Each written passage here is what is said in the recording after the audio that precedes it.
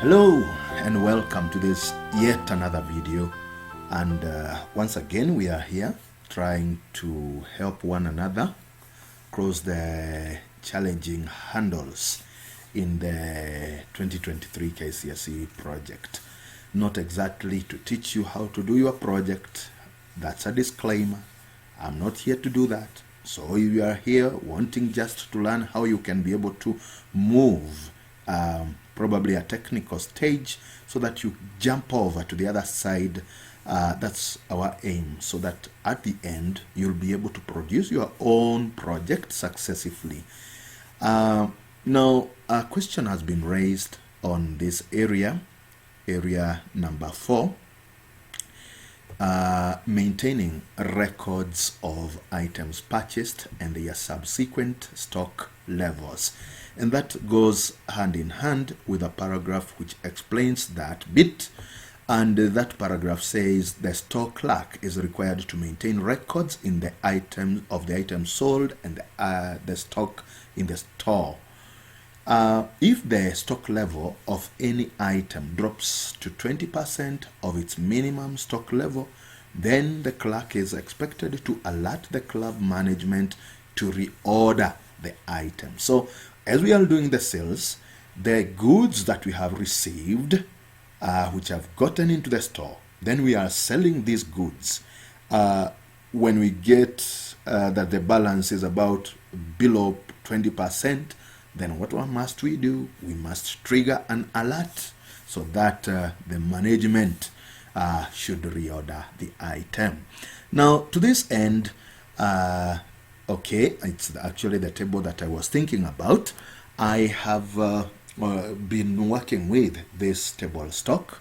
It is being used the time we are making a sale, and not exactly when we are making a sale, but when we are receiving goods from our suppliers. This is where we do the recording, such that if we received new hockey sticks, for instance. I'm avoiding the issue of shoes because there is something ambiguous there. Personally, I'm working with a flat rate of 1,000. However, I have set the minimum that one should pay is 1,000 and maximum they should pay is 4,000. There is something ambiguous about the shoes because they needed to tell us there are various categories of shoes. Shoes of this type, leather shoes, spikers, and so on. They needed to classify a little bit, but just giving it a blank block of 1,000 all the way to 4,000, I found something fishy, not understandable very much there. But I will deal with the other items apart from shoes. So hockey sticks, in this case, this is what we have reordered. Sorry, I was trying to maximize to increase the width of the window, the column rather. We have added in 15 more hockey sticks, and their cost, I am trying to retain the regular cost for all the items so that again there will be no anomaly as we try to compute the profits or the losses. However, at advanced systems, you should keep track. You know, there is a time when you'll buy hockey sticks cheaply than a previous time, or more expensive than a previous time. So when you are constructing working systems, then that is something that you must put into consideration. So right now in this case, if I would sort out my items by item ID, we have two incidences of where we have purchased bloomers. We have one incidence, or two incidences again of where we have purchased hockey sticks, and therefore we need to know how much have we ever ordered on bloomers. It will be a what? It will be an addition of the quantity that we have purchased, right? The quantity that we have ever purchased for bloomer and the quantity that we have ever purchased for hockey sticks, plus any other item, t-shirts and so on. We need to get that quantity. And just to refresh our memory, when we are doing sales in my system, I'm capturing those items that we have sold here. I'm capturing those items that we have sold here. So again, this is a sales. This is after sales have been made. There is one occurrence where we have sold a broomer. There are 2 occurrences where we have sold game shots and so on.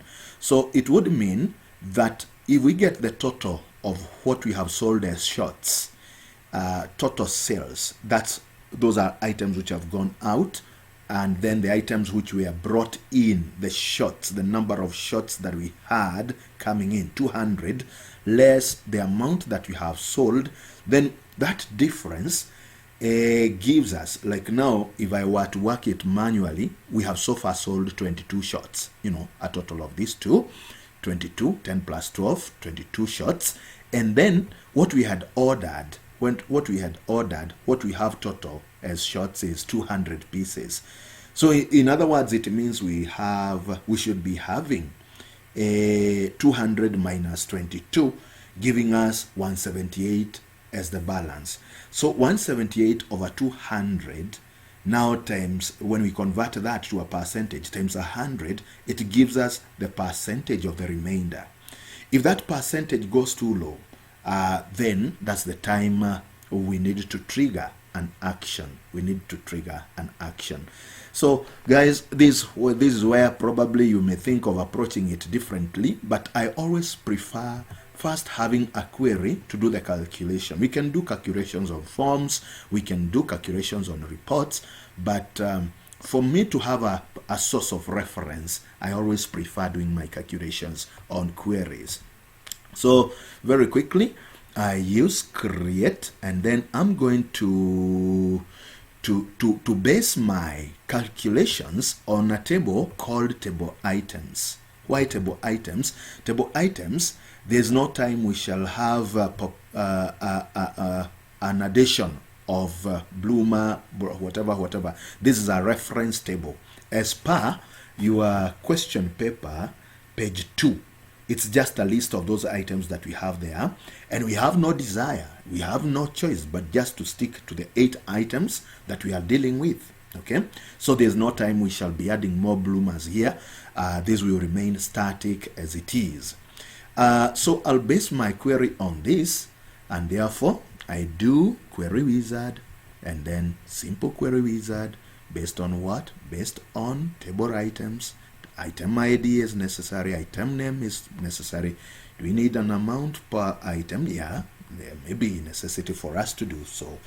Then because amount per item is when we are selling out, isn't it? The amount of money that is being paid by any buyer. Then we need a detail for every record, so that's it. And then I'll call it QRY. Sorry, I prefer prefixing with small letters. QRY, items in stock. Items in stock query, and then I'll modify the structure of this query. One is to know what are the total items that we have ever purchased of a particular item. The total items that have ever come in. That is received in table stock. So that's the table that I have opened. What I need to know is the table name, and then the item ID, the item that we are dealing with, and then quantity in purchased. I need to know the names of these 2 fields, and then the table's name, which will become our domain, and which function are we going to use to calculate the total. We are going to use a database function which we call dsum. Everybody say dsum function. You're good people. So I am now typing that. Can I zoom in? I don't know whether it will bother me. If it bothers me, I'll simply zoom out if it bothers me. Zoom in, and then I'm typing now DLOOKUP what? We have said we are calculating the total of quantity QTY. I've forgotten, but in case you also forget like me, there's no harm to expand from the list of expression elements. You can expand that list, go to tables, go now to table items, no, table stock, that's the one in question, and then we want to capture quantity in purchased, quantity in purchased. I'll simply double click it, and then I will remove the part that refers to the table, so that I now only have the field name. The field name, if it has spaces, then the square brackets are a must, mandatory. But if you do not create spaces when you are creating the field names, the square brackets are not a must. But if they are there, there's no harm again. So I'll have it like that. The domain is the table name, which we are calling what? TBL stock. Again, within double quotes, TBL stock. TBL stock. And then what scenario allows us to extract whatever we are working with? We want a scenario where we set a criteria which says item ID, where item ID in the table stock table, is equal to item ID, where item ID in the table stock table is equivalent to item ID in the query that we are designing. Item ID in the query that we are designing. Then I close the bracket. Now, that's a function DLOOKUP. But there is an incident where we may have this field having null items, not zero, but null. And that gives an error in a result that you get. There are times when you are going to get a calculation, and the calculation will show error.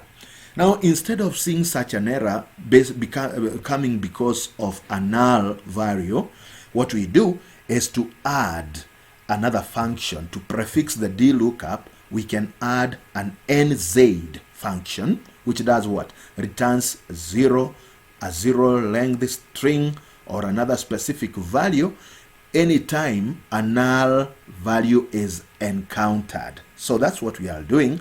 I have prefixed my previous function, DLOOKUP function, with NZ function. NZ, I have opened a bracket.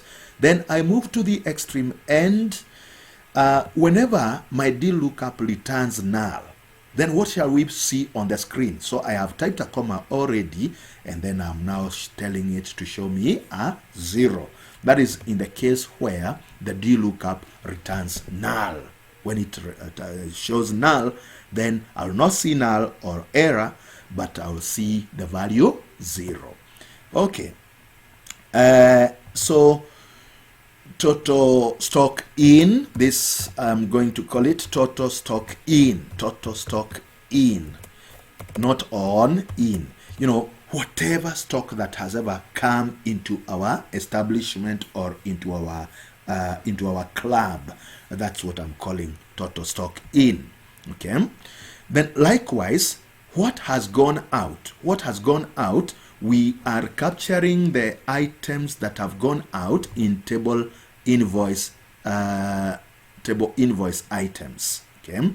That's where we now have the interest of item ID, then quantity sold. Whatever we have sold of a particular item, we want to desum again, isn't it? We want to do a desum once again in a fresh column here. So I'm right clicking again in a new column and I'm building once more. Then again, if we are forgetful, we can expand the list of tables that we are having. Then my function again, did I use DLOOKUP on the other side or did I use desum? We are going to check. Something is telling me that I have used DLOOKUP instead of desum. We want desum, total rough, okay, desum. So from table invoice items, I need to show the quantity sold, right? I have got no business with the table name here in the first part of the desum function. I've got business with the table name. So the domain now is where now we capture the table name, TBL, and the table name is invoice items. Table name, invoice items. Spelling mistakes, yeah, cannot be tolerated at all. The spelling has to be completely identical, the item as it is. Be it a table name, a field name, you cannot dare to make a mistake. It will bother you. It will not work. It will not function. All right, and then in the case of null, I am prefixing my dsum with what? NZ. NZ. And then this one I have not closed the dsum, so I close and then I put a comma to say 0 and then a closing bracket. The 0 is what we are going to see in the case the sum of quantity sold is null. So very quickly, I want to verify in the other side whether I used dlookup or dsum. And because I'm suspecting that there could have been a dlookup mistake there. Yes, I used dlookup instead of a dsum. Dsum should be dsum because we are calculating the total of quantity in purchased. Okay, then I call this other expression 1. I want to call it total stock out. Total stock out. Total stock out. Okay, very good. I prefer now saving the query at that juncture so that now I can now be able to find these two fields appearing when I will be building the third column. The third column is an expression again now to subtract the 2. Okay, the total stock in, whatever amount has ever entered into our club, minus the total stock out. That's in a new column now.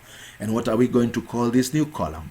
We may call it stock balance. Stock balance, isn't it? Stock balance.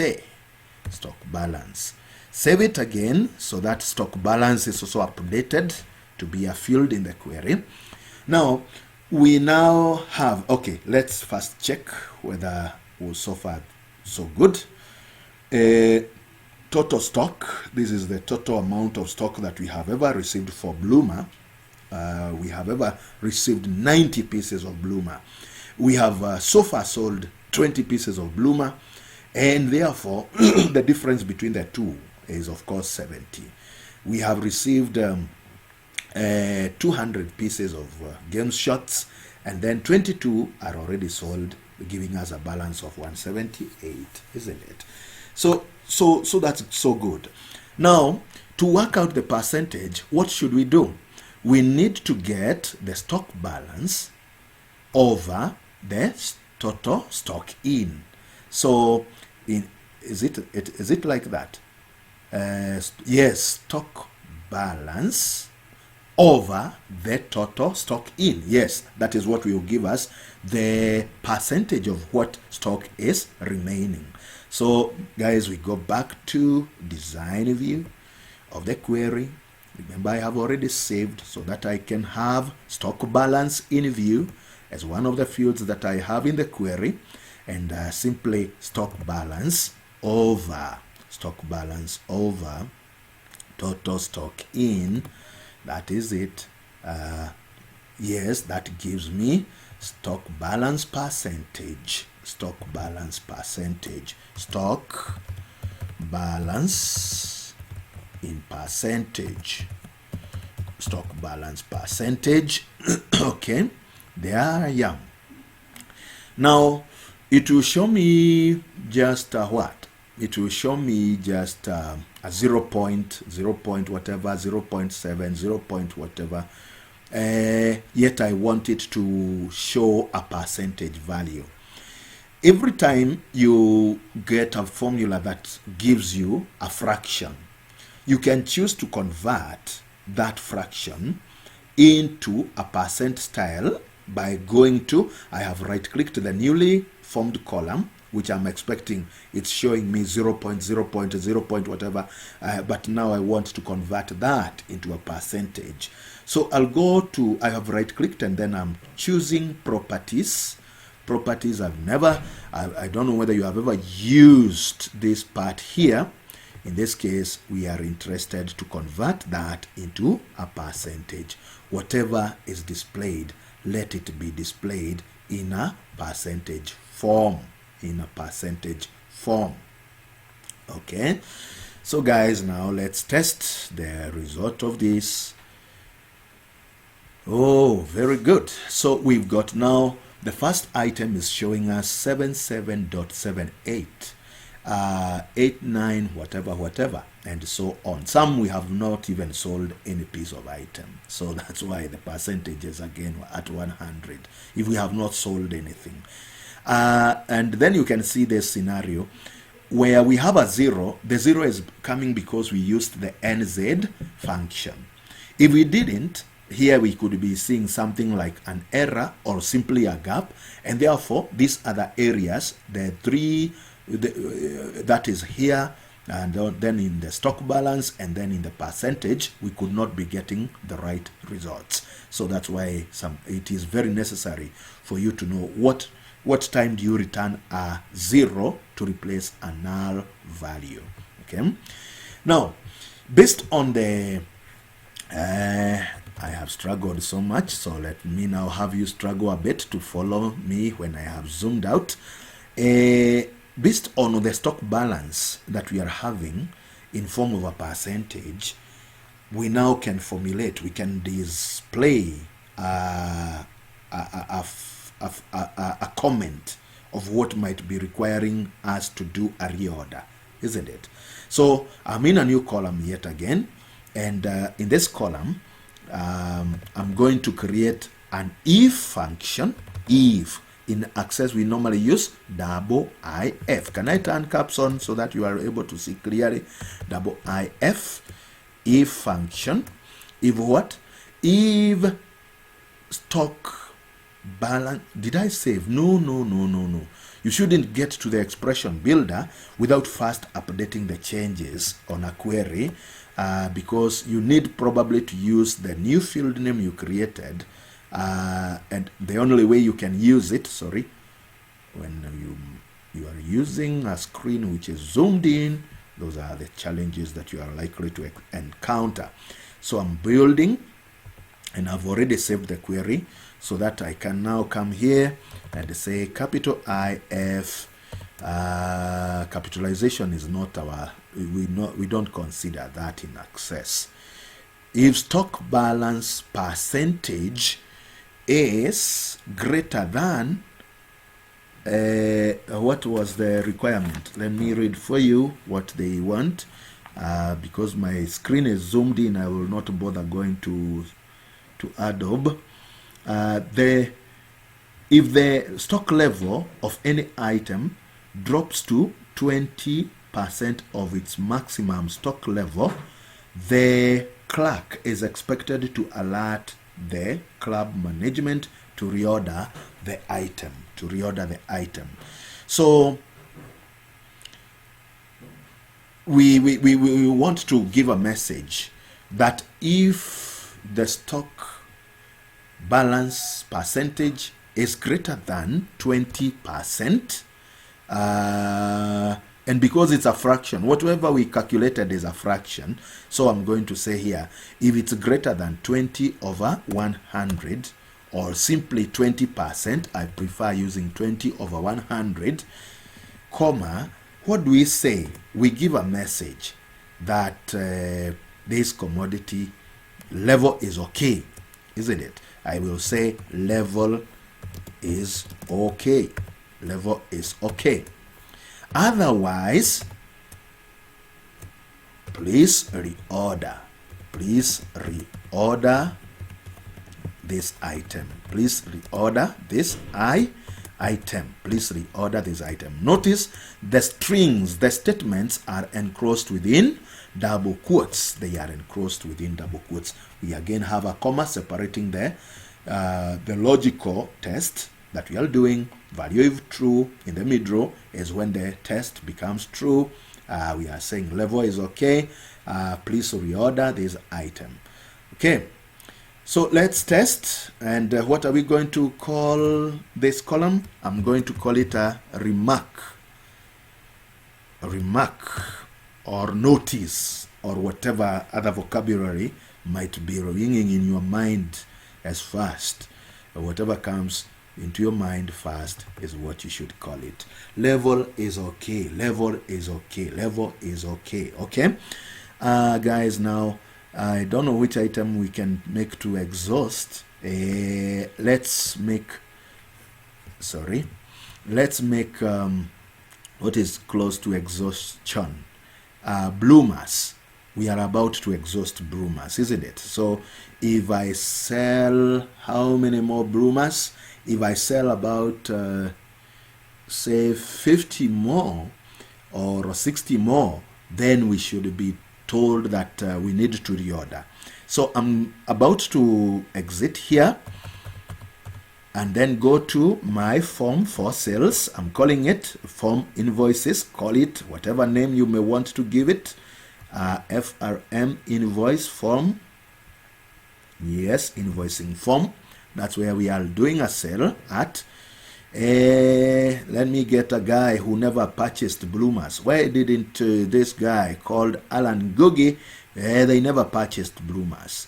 Now I'm assuming that he's been sent by the team he represents to purchase so many bloomers. So guys, he goes ahead and purchases 60 bloomers at the cost of 15,000. And then you see we had already done things to do with the discounts because of the bloomer affair. Now he qualifies for a discount. He qualifies for a discount. And then remember the other issues that we had about showing receipt. Now I need to see an addition of bloomers in the list. Yes, we have got the bloomers that he has he has purchased 60 pieces, paying a total of that.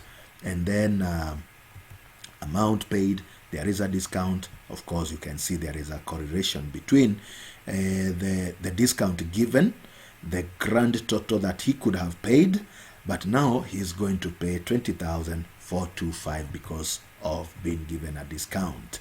Very good. We have done a sale. I'm now closing the sale, and then I refresh my query. I refresh my query so that I see whether it is giving me the right information. Where we have bloomer now. Bloomer is the first item. Now the stock balance, we only have a stock balance of 10. A stock balance of 10. And then that should now give us a comment, a remark at the end. Yes, please reorder whatever bloomer, isn't it? It is giving us that remark. So in the case where now we replenish the stock of bloomer, because the manager of course has been given the information, probably somebody has called the manager to replenish the stock at the bloomer. If the stock now is renewed such that we have got more bloomers coming in, let's assume that the manager got the information and then decided to buy 30 pieces or more bloomer, and each at 200. Sorry, it's the issue of Zoom. At the cost of 200. So that's it. What will happen in the query? Let's reopen the query. Query, items in stock query. So bloomer, we now have the total amount of bloomers, total quantity of bloomers that we have ever dealt with is 120. We have sold 80, so stock balance is 40, remaining is 33, and then that means the level is quite okay, quite in order. So guys, what else? You make a report for this, you make a form for this very, very fast, a place where we shall be checking which items requires reordering.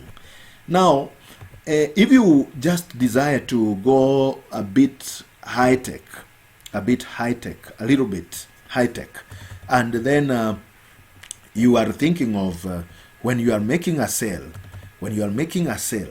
say for instance in the invoicing sub form. This is where we are typing the item that is going out, how much we should sell, how much we should not sell. You can also restrict from this area an item which should not be sold. You can only allow what is available. That is food for thought. I actually don't want you to do that. I don't want myself to do that or to guide you into that, but I'm just giving you food for thought. That if, for instance, we have 40 bloomers remaining in the stock, then we are at the time we are selling out a bloomer or bloomers to somebody. Then the person is requesting 45. We should give a message, only 40 bloomers are available. You can get the balance of 5 from the next shop or from the next club, whatever it might be called, right? That's food for thought. You can improve your system further. It shows creativity, shows your ability to think outside the box. Remember, we are not training you to just be limited within a box, but outside the box is the way to go. Have a lovely, lovely time till we meet again to do some other exercises here about this project. Thank you very much.